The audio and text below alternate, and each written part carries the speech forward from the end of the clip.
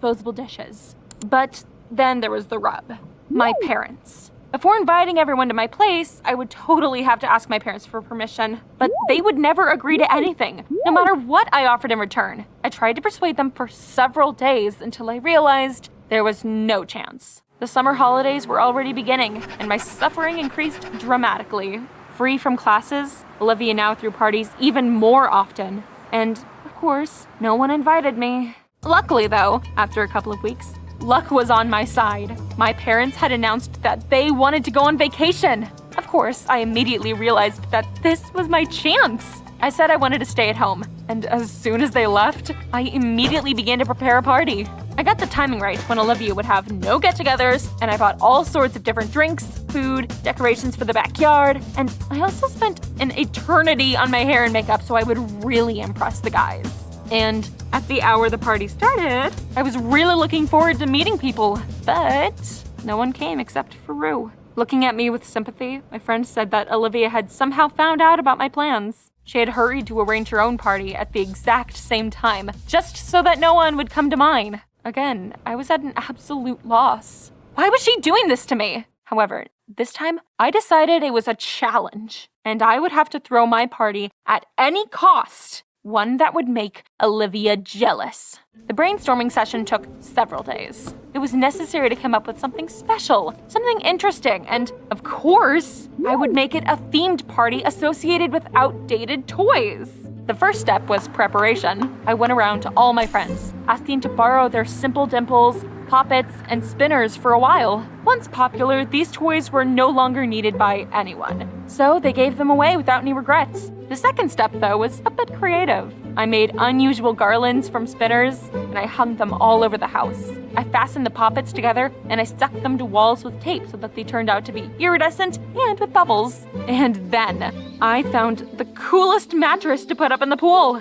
And when I blew it up, it started to look like a giant Poppet. Finally, the third step was invitations. I took this matter so seriously that no one would ever think of standing up to me again. I made personalized invitations, and I decorated them beautifully, and I even walked and scattered them in mailboxes. Now this should definitely work. No one would ever want to miss out on a party like this, at least out of politeness. And again, I began to wait with anticipation. But also, again, no one but Rue came. With the most guilty look in the world, she handed me her phone. Turns out that Olivia had sent texts to all of our mutual friends. She promised that anyone who was seen at my party would never, ever get to go to hers ever again. I had never been so upset before. I had spent so much time and effort, and only Rue, somehow, managed to cheer me up. She came into the backyard and she screamed out with admiration. She praised me and said that we had to take a lot of photos so that beauty like this just couldn't be wasted.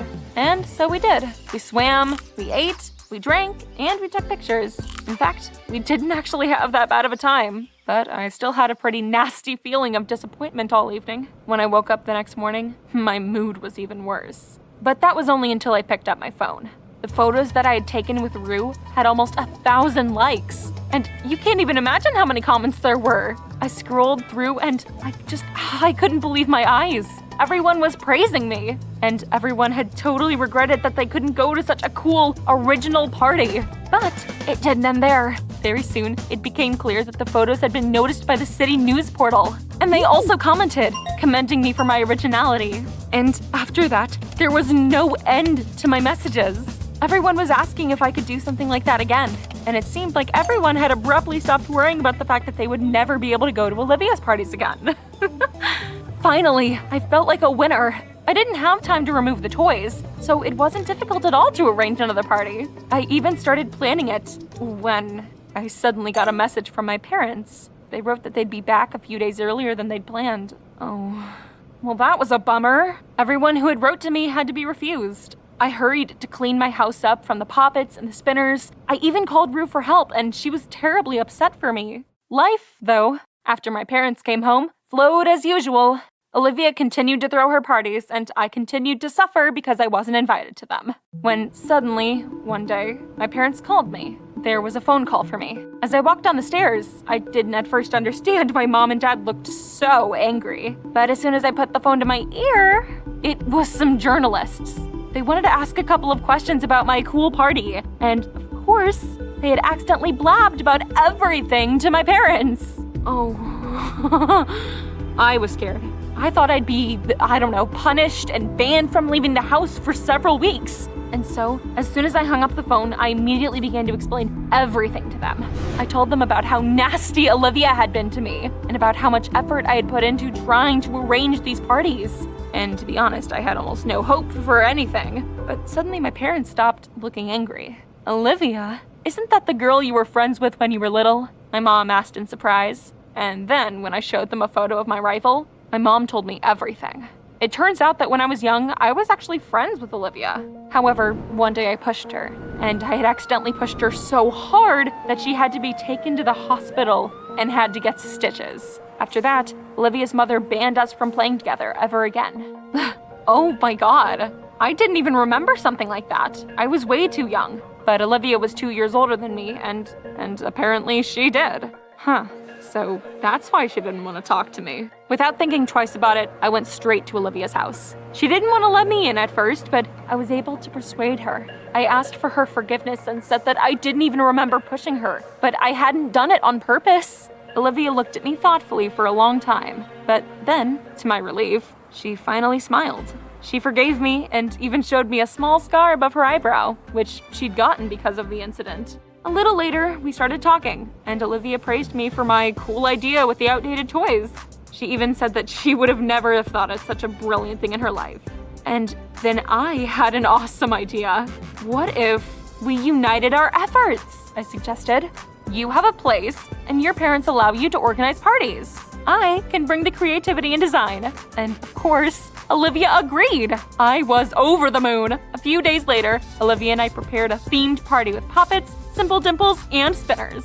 Only this time, the whole school came to the party, and it turned out to be unrealistically cool. It was so cool, in fact, that they remembered it for almost a whole year. And that's when I decided that life was finally getting better. Now I would have fun, just like everyone else on summer vacation.